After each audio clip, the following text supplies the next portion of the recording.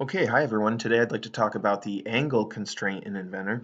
And with the angle constraint, we're basically gluing two parts together, but we can specify what angle they're at instead of our normal just being able to say, hey, glue this to that, or in the best case, we can specify an offset.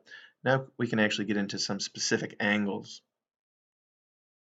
So go ahead and click on Constrain as long as you're under the Assemble tab.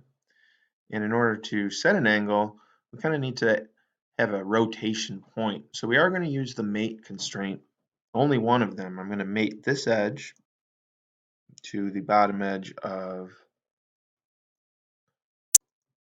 the prism, and that will be my pivot point for my angle. Now I'm going to click on angle, which is the second constraint, and now I'm going to specify that I would like to have an angle between this surface and this surface. So let's see what 45 degrees looks like. Go ahead and click on the solution. And maybe that didn't move the way you expected. Don't forget that adding a negative in there will always do the opposite of what it did. So now I'll click apply. And we can see now that I've locked that in at a 45-degree angle. Now there's certainly still some degrees of freedom. It can move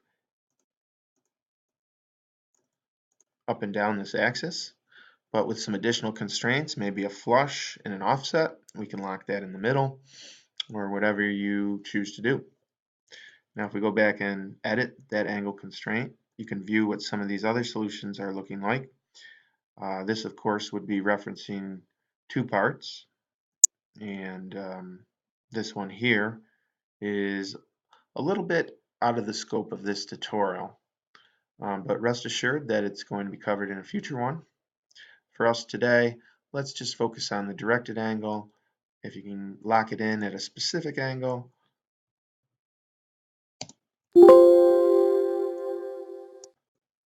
that would be great. All right, thanks for watching and have a good day.